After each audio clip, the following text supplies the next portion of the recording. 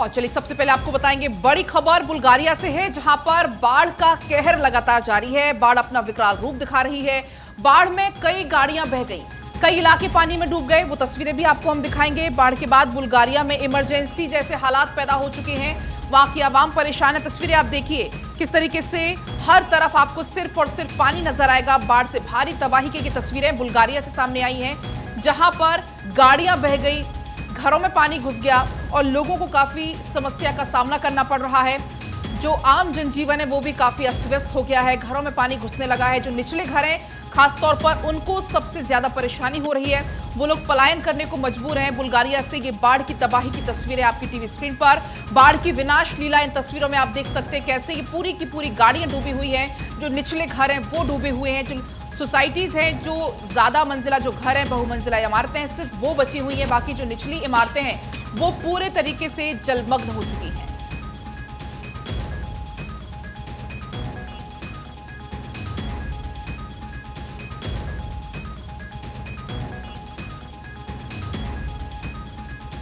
इस बीच आज सोनिया गांधी प्रधानमंत्री नरेंद्र मोदी को चिट्ठी लिखने जा रही है। दरअसल विपक्ष के 24 दलों की ओर से पीएम मोदी को चिट्ठी लिखने जा रही है सोनिया गांधी और संसद के विशेष सत्र का एजेंडा बताने की मांग इस चिट्ठी के जरिए सोनिया गांधी प्रधानमंत्री नरेंद्र मोदी से करने जा रही हैं। आपको बता दें कि एक विशेष सत्र बुलाया गया है संसद का। 18 से 22 सितंबर के बीच में इस विशेष सत्र को बुलाया गया है। उस बीच सरकार के द्वारा अभी तक एजेंडा क्लियर नहीं किया गया है कि आखिरकार किस लिए इस विशेष सत्र को बुलाया गया है। और उसी मांग को दोहराते हुए यहां पर विपक्ष के दलों की ओर से एक चिट्ठी सोनिया गांधी के द्वारा लिखी जानी है। उस चिट्ठी में पूछा जाएगा कि क्या कुछ एजेंडा रहने वाला है इस विशेष सत्र का, क्यों आखिरकार सरकार ये विशेष सत्र बुला रही है। एजेंडा क्लियर करने की मांग सोनिया गांधी आज बुलाने जा रही है। तो विशेष सत्र का एजेंडा बताए सरकार, सोनिया गांधी इसी के ऊपर चिट्ठी लिखेंगी। विपक्ष के 24 दलों की ओर से ये चिट्ठी लिखी जाएगी। विपक्ष जिस तरीके से एकजुट हुआ है, INDIA गठबंधन का गठन किया है और उसी के तौर पर यहां पर चिट्ठी लिखी जाएगी सोनिया गांधी। और इसी बीच एक बड़ी जानकारी है, 7 सितंबर को भारत आएंगे अमेरिकी राष्ट्रपति जो बाइडेन। व्हाइट हाउस के प्रवक्ता ने इस दौरे की पुष्टि कर दी है। G20 शिखर सम्मेलन में शिरकत करेंगे। दरअसल कल ही खबर आई थी कि जिल बाइडेन की कोरोना रिपोर्ट पॉजिटिव आई और उसके बाद से तमाम तरीके के कयास लगने लगे थे, लेकिन अब पुष्टि हो चुकी है क्योंकि अब समय बहुत करीब है। 8 और 9 सितंबर का वो समय होगा जब भारत मेजबानी कर रहा होगा G20 शिखर सम्मेलन की। व्हाइट हाउस ने अब पुष्टि कर दी है कि 7 सितंबर को भारत आएंगे अमेरिकी राष्ट्रपति जो बाइडेन और इस दौरान भारत और अमेरिका के बीच में द्विपक्षीय वार्ता होनी है। तमाम मुद्दों पर करार की संभावना है। बीते कई हफ्तों से भारत और पाकिस्तान के बीच में इस बात की तैयारियां चल रही हैं। एजेंडा सेट किया जा रहा है कि द्विपक्षीय वार्ता में आखिर किन किन मुद्दों पर चर्चा की जाएगी। G20 शिखर सम्मेलन में शिरकत करने के लिए 7 सितंबर को बाइडेन आ जाएंगे दिल्ली। बिल्कुल पलक। और देखिए 9 से 10 सितंबर की वो तारीख जब हमारे देश में G20 की समिट होने जा रही है, जिसके लिए दिल्ली पूरी तरीके से सज धज के तैयार है। न केवल जो बाइडेन बल्कि तमाम जो दूसरे देश हैं उनके प्रतिनिधि और उनके राष्ट्रीय अध्यक्ष भारत का रुख करेंगे। उस बीच अमेरिका की ओर से ये पुष्टि कर दी गई है कि राष्ट्रपति जो बाइडेन आने वाले हैं। चलिए साक्षी अब आगे बढ़ जाएंगे और अब हम बात कर लेंगे हमारे इस बुलेटिन के सबसे खास सेगमेंट न्यूज़पेपर्स की। हम बात करेंगे, हेडलाइंस की बात करेंगे और सबसे पहले बात होगी जिस तरीके से घमासान मचा हुआ है इंडिया और भारत के नाम को लेकर, या यूं कह लें इंडिया के नाम पर जो महाभारत मची हुई है इस समय। दरअसल आपको पूरा वाकया समझाते हैं। आपने सोशल मीडिया पर भी वो पोस्ट देखा होगा जहां पर इनविटेशन कार्ड काफी वायरल हो रहा है। आपने ट्विटर साइट एक्स पर देखा होगा, ट्विटर पर देखा होगा, तमाम सोशल मीडिया प्लेटफॉर्म्स पर देखा होगा वो तस्वीर जो 9 सितंबर को डिनर का आयोजन किया जाना है राष्ट्रपति भवन में और उसके लिए जो निमंत्रण पत्र भेजा उसमें गवर्नमेंट ऑफ इंडिया की जगह गवर्नमेंट आपको बता दें भारत लिखा हुआ है। तो इस बात पर अब जमकर प्रेसिडेंट ऑफ इंडिया लिखा हुआ है। इसके अलावा प्रेसिडेंट ऑफ इंडिया ना लिखकर प्रेसिडेंट ऑफ भारत लिखा हुआ है। इस पर अब लगातार पूरा बयानबाजी का दौर शुरू हो गया है। एक बार आपको जल्दी से बयानबाजी बता देते किस तरीके से दोनों ही तरफ से बयानबाजी का दौर चल रहा है, वो आपको जल्दी से बता देते हैं। सबसे पहले जयराम रमेश का ट्वीट सामने आया था, वो आपको बता देते हैं। जयराम रमेश ने लिखा, तो ये खबर तो वाकई सच है। अनुच्छेद 1 कहता है भारत जो इंडिया है राज्यों का संघ होगा। अब इस पर भी हमला हो रहा है। सबसे पहले जयराम रमेश ने ही ट्वीट किया था और उस ट्वीट के बाद ये प्रतिक्रियाएं सामने आई। इसके अलावा अरविंद केजरीवाल इस पर कहते हैं, मान लीजिए कल को इंडिया अलायंस ने अपना नाम भारत रख लिया हो तो फिर आप क्या करोगे? क्या भारत का नाम फिर बदल देंगे आप? इसके बाद अब इस पर पलटवार भी शुरू हो गए हैं। इसमें बीजेपी की तरफ से जेपी नड्डा का बयान सामने आया। उन्होंने कहा कि कांग्रेस के मन में ना तो देश है, ना संविधान है, ना संवैधानिक संस्थाओं के प्रति सम्मान है। इसके अलावा राजीव चंद्रशेखर है केंद्रीय मंत्री, उन्होंने कहा इस पर मेरे देश का नाम भारत है, हमेशा भारत रहेगा, कांग्रेस की समस्या है तो इलाज कराए। तो कुल मिलाकर अब पूरा बयानबाजी का दौर शुरू हो गया और आपकी टीवी स्क्रीन पर मैं इसी इन्विटेशन कार्ड की बात कर रही थी जहां पर प्रेसिडेंट ऑफ भारत लिखा हुआ है, प्रेसिडेंट ऑफ इंडिया की जगह, और उस पर अब लगातार साक्षी विवाद गर्माते जा रहा है। बिल्कुल पलक, राजनीतिकरण पूरे मुद्दे का कर दिया गया है। बस एक नाम बदला गया कि प्रेसिडेंट ऑफ इंडिया की जगह प्रेसिडेंट ऑफ भारत लिख दी गया और उसके ऊपर पूरी सियासी गलियारों में अब शोर मचता हुआ नजर आ रहा है सीधे तौर पर। और यही वो इन्विटेशन है जो आप अपनी स्क्रीन पर देख रहे हैं, जिसके ऊपर प्रेसिडेंट ऑफ इंडिया जो लिखा होता था उसकी जगह प्रेसिडेंट ऑफ भारत का जिक्र किया गया। अखबारों की अगर बात करें तो हेडलाइन सबसे पहले यही दी गई है, क्योंकि जो विपक्षी दल है, इंडिया गठबंधन जो बनाया गया है, उनका सीधे तौर पर यह कहीं ना कहीं कहना है कि क्योंकि हमारे गठबंधन का नाम इंडिया है, इसलिए जो सरकार है वो इंडिया नाम से अब पीछे हटती हुई नजर आ रही है और इंडिया की जगह भारत नाम का इस्तेमाल करती हुई नजर आ रही है। उस बीच अमर उजाला की हेडलाइन आपको दिखा देते हैं, इंडिया नहीं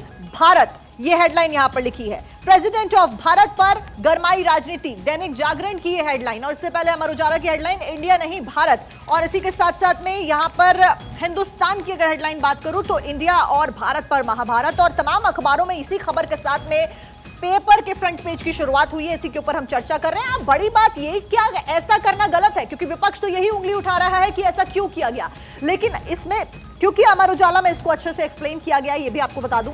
यहां पर एक सवाल लिखा गया है कि क्या भारत लिखना असंवैधानिक है, ये आपके लिए भी जानना जरूरी है। तो मैं आपको बता दूं कि जवाब यह है कि बिल्कुल नहीं, भारत शब्द का इस्तेमाल करना असंवैधानिक नहीं है। संविधान के अनुसार ऐसा लिखना सही है, मतलब भारत लिखा जा सकता है। ये पत्र बिल्कुल सही लिखा गया इन्विटेशन कार्ड।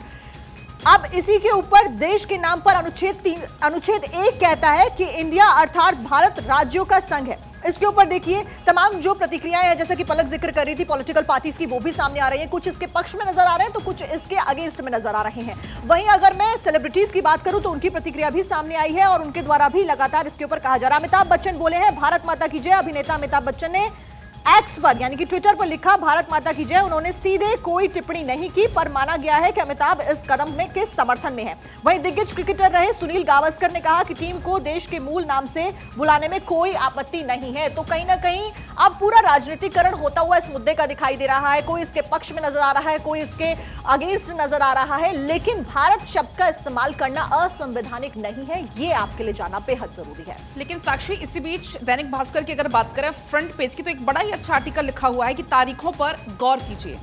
और ये क्यों लिखा हुआ है इसको भी मैं जरा विस्तार से बता देती हूं। 18 सितंबर 1949 को 74 साल पहले यानी कि संविधान सभा में बैठक में बहस हुई थी, देश का नाम भारत हो या इंडिया हो। और एक बार फिर से आपको याद होगा अभी भी, जिसका हम जिक्र यहां पर कर रहे थे कि 18 से 22 सितंबर तक स्पेशल सेशन बुलाया गया है। और इसमें उम्मीद यही है, एक तरीके से इसमें कयास लगाए जा रहे हैं, क्योंकि देखिए अभी तक एजेंडा साफ नहीं है उस विशेष सत्र का, अपने अपने अलग अलग कयास लगाए जा रहे हैं। और एक कयास उसमें से ये भी है कि हाँ, हो सकता है कि इसको लेकर भी चर्चा हो सकती है। तो 18 सितंबर 1949 की वो तारीख और 18 सितंबर 2023 की ये तारीख, ये दोनों ही तारीख आपको बता दें, तारीख काफी गौर करने वाली हो जाती है। देश के नाम को लेकर बहस हुई थी संविधान सभा में, 74 साल पहले की बहस हुई थी। 18 सितंबर 2023 की बात करें, संसद का विशेष सत्र है और देश का नाम इंडिया की जगह भारत करने पर अभी से इस पर बहस होने लगी है। अच्छा, एक चीज और सबके मन में जरा सवाल जरूर आता होगा कि क्या नाम बदलना इतना आसान है या नाम कैसे बदला जा सकता है। इसके लिए भी आपको मैं जवाब दे देती हूं। अनुच्छेद 1 इंडिया और भारत दोनों नामों को मान्यता देता है, लेकिन नाम बदलने के लिए संसद में संशोधन बिल लाना होगा और अनुच्छेद 368 के तहत 2/3 आपको बहुमत जरूरी होगा, यानी कि लोकसभा में 356 और राज्यसभा के 157 सदस्यों का समर्थन आपको मिलना जरूरी होगा। 2/3 सदस्यों का समर्थन मिलना जरूरी होगा। बिल्कुल पलक, क्योंकि आपने भास्कर का जिक्र किया तो भास्कर में इन तारीखों के साथ में, इतिहास की तारीखों के साथ में एक और जिक्र यहां पर किया गया। संसद से सुप्रीम कोर्ट तक नाम बदलने की मांग उठी है। ऐसा नहीं है कि यहां पर बीजेपी सरकार नाम उठा रही है, इससे पहले भी कई सारी सरकारें हैं जो भारत नाम का जिक्र कर चुकी है। आपको जानना जरूरी होगा कि 2010 में कांग्रेस सांसद शांतिराम नायक ने प्राइवेट बिल पेश करके संविधान से इंडिया शब्द हटाकर भारत करने की मांग की थी। यानी कि कांग्रेस पार्टी भी इससे पहले ये नाम बदलने की मांग उठा चुकी है और आप वो किनारा करते हुए नजर आ रहे हैं। वहीं 2012 में शांताराम नायक ने अपनी मांग को दोहराया, जब उनकी मांग नहीं सुनी गई तो उन्होंने मांग को दोहराया। उसके बाद 2015 की तारीख आती है जब 2015 में योगी आदित्यनाथ ने प्राइवेट बिल में देश का नाम संविधान में इंडिया दैट इज भारत की जगह पर इंडिया दैट इज हिंदुस्तान करने की मांग उठाई थी। फिर आता है 2016 जब सुप्रीम कोर्ट में याचिका दायर कर देश का नाम बदलने की मांग उठाई गई थी। तत्कालीन चीफ जस्टिस टीएस ठाकुर ने इसको रद्द कर दिया था। 2020 में फिर उठती है मांग। सुप्रीम कोर्ट फिर ऐसी ही एक याचिका दायर की थी। इसमें भी सुप्रीम कोर्ट ने इस याचिका को खारिज कर दिया था। लेकिन फिलहाल बड़ी बात यह है कि एक बार फिर से यह मुद्दा गर्मा गया है और बड़ी बात यह कि अब जो विशेष सत्र बुलाया गया है पलक 18 से 22 सितंबर के बीच में, अब यह अटकलें जोर शोर से लगाई जा रही है कि इस सत्र के बीच में कोई ऐसा बिल लाया जा सकता है जिसमें इंडिया का नाम बदलकर भारत किया जा सकता है। अच्छा साक्षी, इसी बीच एक और अहम जानकारी यह है कि मेलुहा से इंडिया तक का जो नाम का सफर है, देश के नाम की क्या कहानी, वो आपको एक बार जल्दी से बता देते हैं। मेलुहा सिंध सभ्यता के लिए, ये ग्रंथों में इसका वर्णन है इस नाम का। भारत की अगर बात करें या भारतवर्ष की अगर बात करें तो ये पुराणों में इसका जिक्र है। आर्यवर्त की अगर बात करें तो मनुस्मृति में उत्तर में हिमालय और दक्षिण में विंध्य के बीच की जगह को इंडो आर्यों ने जमीन के लिए प्रयोग किया। इसके बाद जब आप आगे बढ़ेंगे, जम्बूद्वीप जामुन के पेड़ों की जमीन का वैदिक ग्रंथों में उल्लेख है। आगे आप बढ़ेंगे, हिंद या हिंदुस्तान का अगर आप जिक्र करेंगे तो सिंधु के पास की जमीन के लिए सबसे पहले यहां पर पारसियों ने इस्तेमाल किया और उसके बाद आया इंडिया। इंडिया पारसियों से लेकर यूनानियों ने इंडस का ये एक स्थानांतरण नाम है उसको इंडिया के रूप में किया और उसके बाद अब जो बहस है वो आप सबके सामने है। बिल्कुल पलक, ओवरऑल ये कहानी कहती है कि अगर आप भारत शब्द का प्रयोग करें वो भी गलत नहीं है। एक लंबी कहानी रही है, इतिहास रहा है जिस तरीके से पलक ने आपको बताया, और भारत शब्द का इस्तेमाल करने में ये असंवैधानिक भी नहीं है और कोई गलत नहीं। अब देखने वाली बात ये होगी कि सत्र में एजेंडा क्या रहता है। सोनिया गांधी पत्र भी लिखने वाली है इसी के ऊपर, तो एजेंडा देखने वाली बात होगी कि सरकार का क्या कुछ रहता है पलक। लेकिन इसी बीच एक और अहम जानकारी है, उसकी तरफ हम आगे बढ़ जाते हैं। सीएम योगी ने प्रधानमंत्री मोदी से मुलाकात की। राम मंदिर को लेकर बातचीत हुई। अयोध्या के विकास कार्यों का पीएम मोदी ने फीडबैक लिया। अयोध्या के डीएम भी इस दौरान मौजूद रहे, तो ये काफी अहम मीटिंग हो जाती है क्योंकि अब समय बहुत करीब आ गया है जब रामलला विराजमान हो जाएंगे गर्भगृह में, और इसको लेकर निमंत्रण देने के लिए भी सीएम योगी पहुंचे हुए थे। पीएम मोदी से मुलाकात की और इस दौरान डीएम भी अयोध्या के साथ में मौजूद रहे। बिल्कुल पलक, और इस बीच मुलाकात बेहद अहम रही। अयोध्या के डीएम भी मौजूद रहे और राम मंदिर को लेकर बातचीत इस दौरान की गई है। कितना कार्य हो गया है, विकास कार्यों का पीएम मोदी ने जायजा लिया, जानकारियां उनके द्वारा जुटाई गई, फीडबैक भी ली गई है कि कितना काम हुआ, कैसे हुआ। अयोध्या के डीएम इस दौरान मौजूद रहे। और अमर उजाला की हेडलाइन, सांस्कृतिक एकता, अयोध्या में सूर्य किनारे बनेगा टेंपल म्यूजियम, इस बात का भी जिक्र किया गया और इस बात की जानकारी भी प्रधानमंत्री नरेंद्र मोदी को दी गई है कि टेंपल म्यूजियम बनाने जा रहे हैं। उत्तर प्रदेश के मुख्यमंत्री योगी आदित्यनाथ ने पीएम मोदी से मुलाकात की और अयोध्या की विकास योजनाओं की जानकारी ली, क्योंकि अयोध्या आस्था का प्रतीक है और हिंदू लोगों के सेंटिमेंट्स काफी हद तक जुड़े हुए हैं। और उस बीच प्राण प्रतिष्ठान की भी तारीख यहाँ पर बोल दी गई है कि जनवरी में खुल जाएगा मंदिर दर्शन के लिए, पूजन के लिए, और लोग बेहद उत्साहित है रामलला के दर्शन करने के लिए, तो अपने आप में बेहद खास हो जाता है। फिलहाल प्रधानमंत्री नरेंद्र मोदी भी, क्योंकि रामलला के भक्त हैं, उनके द्वारा मुलाकात की गई, जायजा लिया गया, समझा गया योजनाओं को, विकास कितना हुआ है, ऐसी तमाम जानकारियां उनके द्वारा समझी परखी गई। और तस्वीर भी हम आपको लगातार दिखा रहे हैं उस भेंट की जब दोनों की होती है।